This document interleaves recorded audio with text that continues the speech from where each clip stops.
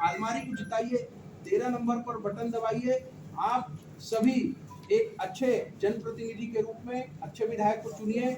मेरे द्वारा संकल्प पत्र जारी किया गया है जिसमें आगामी 5 वर्षों का रोड मैप है। मेरे द्वारा परफॉर्मेंस बेस्ड पॉलिटिक्स के लिए मैं कृत संकल्पित हूँ। वैशाली नगर विधानसभा के हर वर्ग की चिंता मेरे संकल्प पत्र में है।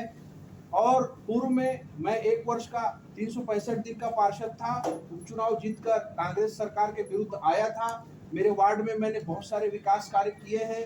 मैं खुली चुनौती देता हूं अन्य मेरे प्रतिद्वंदी प्रत्याशियों को, मेरे वार्ड में आए, मेरी जनता से बात करें। कोई अगर ये कह दे कि जयप्रकाश यादव ने 1 रुपए का भी भ्रष्टाचार किया है तो मैं संन्यास ले लूंगा राजनीति से। मैं खुली चुनौती देता हूं। मैं खुली चुनौती देता हूं अन्य प्रत्याशियों सहित रिकेश सेन जी को कि मेरे साथ आए और डिबेट करें और मेरे प्रश्नों का उत्तर दें कि क्या आपके पास विजन है। आप केवल अपनी जेब भरने, जनता को लूटने और खसोटने आ रहे हो? क्या ऐसा जनप्रतिनिधि भिलाई और वैशाली नगर की जनता को मिलना चाहिए? क्या वैशाली नगर विधानसभा में इस प्रकार थोपा हुआ प्रत्याशी चुनाव जीतेगा? यह मेरे प्रश्न है। मेरे कार्यकर्ता के साथ जलेबी चौक में मारपीट की जाती है। मेरे केंद्रीय चुनाव कार्यालय के और शहर के अन्य जगहों पर लगाए हुए पोस्टरों को फाड़ा जाता है सिर्फ इसलिए कि मैं सच्चाई के साथ खड़ा हूं, सिर्फ इसलिए कि मैं धर्म का साथ दे रहा हूं, सिर्फ इसलिए कि मैंने गलत व्यक्ति के विरुद्ध मोर्चा खोल कर रखा है। मैंने अपनी राजनीतिक सारे दायित्वों को जो भाजपा पार्टी ने मुझे दिया था, जिला भाजपा का मंत्री का दायित्व मेरे पास था, बुद्ध सशक्तिकरण अभियान का जिले का संयोजक का दायित्व था, प्रदेश भाजपा के टीवी पैनलिस्ट प्रवक्ता का मेरे पास दायित्व था। पार्टी के सभी प्रदत्त दायित्वों से मैंने त्याग पत्र दे करके आज मैं चुनावी मैदान में आया हूं। मैं अनुशासित पार्टी का कार्यकर्ता हूं। 16 वर्षों से पार्टी में सेवा दे रहा हूं। मैंने अनुशासन का परिचय दिया है। जब मुझे चुनाव लड़ने की भावना आई मेरे मन में कि समाज को गलत व्यक्ति से बचाना है, वैशाली नगर को गलत हाथ में जाने से बचाना है, तब मैंने त्याग पत्र देकर इस चुनावी मैदान में आया हूं। मैं आज भी भाजपा के अनुशासन और निष्ठा का पालन कर रहा हूं। और जब ये वीडियो वायरल होता है तो मेरी भावना और मेरे जैसे निष्ठावान समर्पित कार्यकर्ताओं की भावना आहत होती है। इस वजह से विवश होकर जनता के बीच में मेरी पार्टी की छवि धूमिल न हो। और स्थानीय नागरिकों के विरोध के बाद भी जगह नहीं बताई तो लैप्स हो जाएंगे 2 करोड़। बिजली कंपनी का ये मामला है। यह मैं आप सबको नजूल की जमीन पर कब्जा, ये इनके काले कारनामे हैं। क्रिकेट मैदान में खोदा गड्ढा, शांतिनगर क्रिकेट मैदान में सब स्टेशन बनाने का जनता ने किया विरोध। क्या ऐसा जनप्रतिनिधि वैशाली नगर को चाहिए जिसके आसपास इर्द गिर्द केवल जमीन दलाल घूम रहे हैं? भाजपा का कोई कार्यकर्ता नहीं घूम रहा है, कोई भाजपा का पार्षद नहीं घूम रहा है, कोई छाया पार्षद नहीं घूम रहा है, पूर्व पार्षद नहीं घूम रहा है। भाजपा के कार्यकर्ता आज बहुत दुखी हैं। थोपा हुआ प्रत्याशी है, सब कार्यकर्ता मर्यादा में बंधे हैं, उन सबकी भावना मेरे साथ जुड़ी है। और आज जब यह वीडियो वायरल होता है तो हम सभी कार्यकर्ताओं ने मन बना लिया है कि ऐसे प्रत्याशी को हम नकार देंगे, ऐसे प्रत्याशी को हम नकार देंगे। हमारे दिवंगत विधायक विद्यारतन भसीन जी का इसके द्वारा पुतला फूका गया था।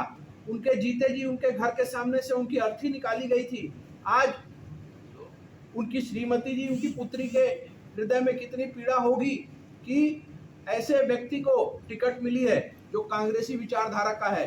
भाजपा के अधिकृत प्रत्याशियों को 2 बार इसने चुनाव हराया है। श्री परमजीत सिंह लाडी, श्री संजय साहू, भाजपा के अधिकृत प्रत्याशी। भाजपा को 2 बार इसने निर्दलीय लड़के चुनाव हराया है। पहले एनएसयूआई के जिला अध्यक्ष होते थे, कांग्रेस की टिकट से पार्षद थे। और जब भारतीय जनता पार्टी ने इनको अवसर दिया, नेता प्रतिपक्ष बनाया, ये सुधरे नहीं।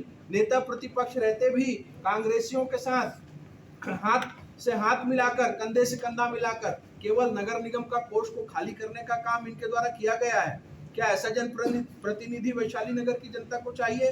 कल्पना करके ही रूह सिहर जाती है कि 5 साल तक अगर ऐसा व्यक्ति चुन कर आता है। आज मैं जो यातनाएं और प्रताड़नाएं झेल रहा हूं निर्दलीय विधायक चुनाव लड़ने की वजह से, यह प्रताड़ना और यातना भाजपा का हर कार्यकर्ता आने वाले समय में झेलेगा, जनता झेलेगी। तो यह मैं आप सभी पत्रकार बंधु यहाँ विराजमान है, आप सभी लोकतंत्र के चौथे स्तंभ हैं। समाज को सच्चाई बताना, हम सब का दायित्व है। मैं एक राजनीतिक दल के कार्यकर्ता होने के नाते अपना फर्ज निभा रहा हूं। मैं अपेक्षा करता हूं आप सब ने भी जिस प्रकार इस भिलाई को बचाया है, गलत हाथों में बागडोर जाने से हमेशा हम सब ने जनता को सचेत किया है। आज भी यही वो बेला है जब हम इन विषयों को जनता के सामने निष्पक्ष रूप से लाएं, जिससे जनता का मत और मन सही प्रत्याशी को चुनने के लिए आगे आए। और 16 प्रत्याशी चुनावी मैदान में हैं। मैं ताल ठोक के इस बात को कहता हूं कि उन 16 में से जो बेहतर है आप उसको चुनिए, जो अच्छा है उसको चुनिए, जो ईमानदार है उसको चुनिए। अगर आप ईमानदारी से अवलोकन करेंगे, तराजू में पलड़े में अच्छे से तौलेंगे, तो आपका भाई जो कि 13 नंबर बटन पर अलमारी पर खड़ा है, इंजीनियर जयप्रकाश यादव, उसका पलड़ा ही भारी होगा।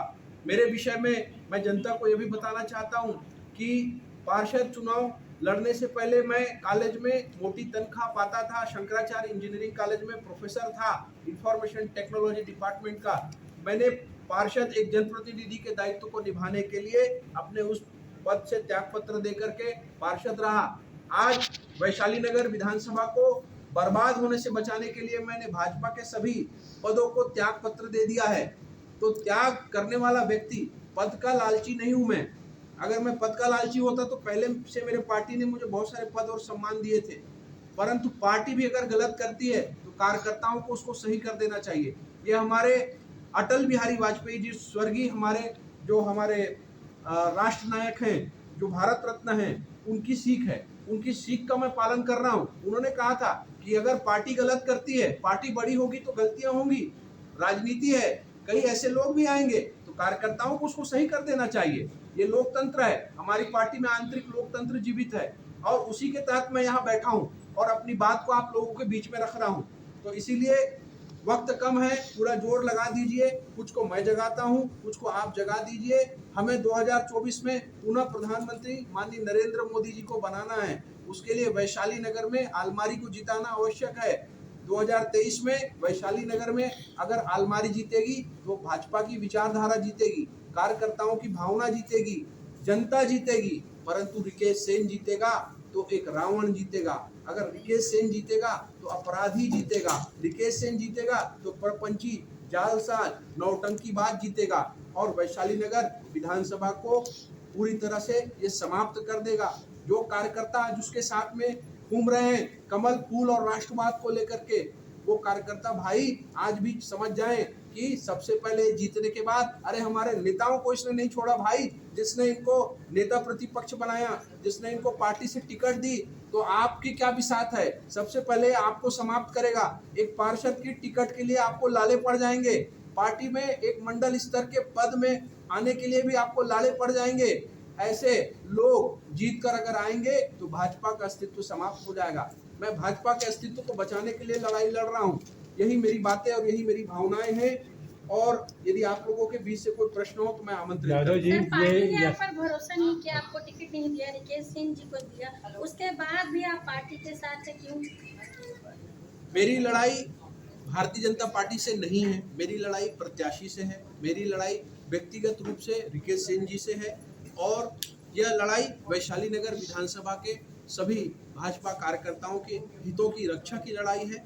और विचारधाराओं से चुनाव लड़ा जाता है और जीता जाता है। रिकेश सेन की कोई विचारधारा नहीं है, परंतु अलमारी छाप पर जो भाई खड़ा है जयप्रकाश यादव, उसकी विचारधारा भाजपा की ही विचारधारा। यादव जी, जब ये प्रत्याशी का चयन हो रहा था, सर्वे कर रहे थे, तो उनको प्रश्न, तो उस समय क्यों नहीं अपने अपनी बात रखी? ये सब क्या पार्टी की तरफ आपकी बात पहुंची है, पहुंचाई गई? मैं आप सबको ये स्पष्ट रूप से बताना चाहता हूँ, एक प्राइवेट न्यूज़ चैनल में जब प्रादेशिक स्तर पर ये सूची लीक हुई थी, वो 1 तारीख की बात है। 1 तारीख से लेकर के 9 तारीख तक पूरे 9 दिन भाजपा के सभी बूथ अध्यक्ष से लेकर जिला अध्यक्ष तक हम सब ने मिलकर पुरजोर विरोध किया था। मंडल अध्यक्षों ने इस्तीफे की पेशकश की थी। मीडिया के माध्यम से भी ये बातें सामने आई थी कि ये व्यक्ति ऐसा ऐसा है। हमको पार्टी से आश्वासन भी प्राप्त हुआ था कि इस नाम पर विचार भी नहीं होगा। निर्णय की तो बहुत दूर की बात है, परंतु ऐसा क्या हुआ जो समझ से परे है। और 9 तारीख को जब सूची शाम को 5 बजे लीक हुई, जारी हुई, अधिकृत सूची पार्टी के अधिकृत पेज पर जब डली, तो इसी व्यक्ति का नाम आया। उसके बाद से मैंने पार्टी प्रदत्त पदों से इस्तीफे की पेशकश की अपना वीडियो बनाया और मैं मैदान में हूँ और मैंने जिला अध्यक्ष जी को इस्तीफा दे दिया और आज मैं बतौर निर्दलीय उम्मीदवार मैदान में हूँ, क्योंकि पार्टी में रहते हुए पार्टी की रक्षा अब संभव नहीं है। पार्टी से बाहर रह के पार्टी को बचाने की लड़ाई मेरी है। अगर आप जीतते हैं तो क्या आप भाजपा फिर से ज्वाइन करेंगे? मैंने अपने जिला अध्यक्ष जी को और आप सबको पूर्व में भी कहा है कि भाजपा का एक कार्यकर्ता, उसकी अंतिम इच्छा ये होती है कि जब वो मरे तो उसका जो शव है वो कमल के झंडे से लपेटकर उसको विदा किया जाए। मेरी भी यही अंतिम इच्छा रहेगी। मैं जिया भी भाजपा के लिए हूँ, मरूंगा भी तो भाजपा विचारधारा को लेकर ही मरूंगा।